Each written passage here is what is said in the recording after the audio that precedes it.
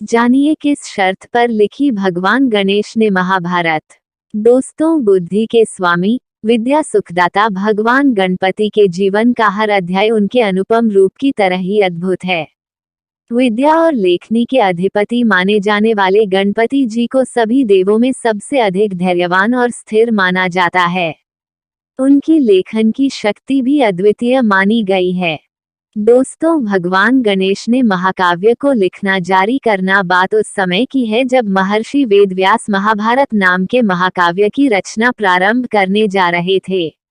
अपने महाकाव्य के लिए वे एक ऐसा लेखक चाह रहे थे जो उनके विचारों की गति को बीच में बाधित ना करे।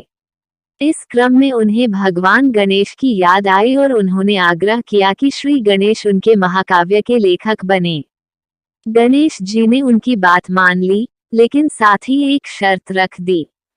दोस्तों, गणेश जी की शर्त थी कि महर्षि एक क्षण के लिए भी कथावाचन में विश्राम ना लेंगे। यदि वे एक क्षण भी रुके तो गणेश जी वहीं लिखना छोड़ देंगे। महर्षि ने उनकी बात मान ली और साथ में अपनी भी एक शर्त रख दी कि गणेश जी बिना समझे कुछ ना लिखेंगे। हर पंक्ति लिखने से पहले उन्हें उसका मर्म समझना होगा। गणेश जी ने उनकी बात मान ली।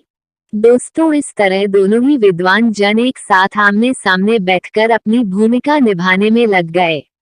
महर्षि व्यास ने बहुत अधिक गति से बोलना शुरू किया और उसी गति से भगवान गणेश ने महाकाव्य को लिखना जारी रखा। इस गति के कारण एकदम से गणेश जी की कलम टूट गई। वे ऋषि की गति के साथ तालमेल बनाने में चूकने लगे। इस स्थिति में हार ना मानते हुए गणेश जी ने अपना एक दांत तोड़ लिया और उसे स्याही में डुबोकर लिखना जारी रखा। दोस्तों, इसके साथ ही वे समझ गए कि उन्हें अपनी लेखन की गति पर थोड़ा अभिमान हो गया था और वे ऋषि की क्षमता को कम कर आंक रहे थे। महर्षि ने उनका घमंड चूर करने के लिए ही अत्यंत तीव्र गति से कथा कही थी। वहीं ऋषि भी समझ गए कि गजानन की त्वरित बुद्धि और लगन का कोई मुकाबला नहीं है। इसी के साथ उन्होंने गणेश जी को नया नाम एकदंत दिया। महर्षि ने भी शर्त पूरी की। दोस्तों, दोनों ही पक्षों द्वारा एक दूसरे की शक्ति, क्षमता और बुद्धिमत्ता को स्वीकार किए जाने के बाद समान लगन और ऊर्जा के साथ महाकाव्य के लेखन का कार्य होने लगा। कहा जाता है कि इस महाकाव्य को पूरा होने में 3 वर्ष का समय लगा। इन 3 वर्षों में गणेश जी ने एक बार भी ऋषि को एक क्षण के लिए भी नहीं रोका। वहीं महर्षि ने भी शर्त पूरी की।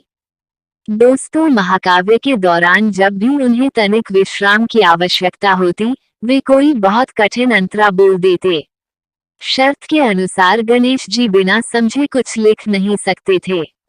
इसीलिए जितना समय गणेश जी उस अंतरे को समझने में लेते, उतनी देर में ऋषि विश्राम कर लेते।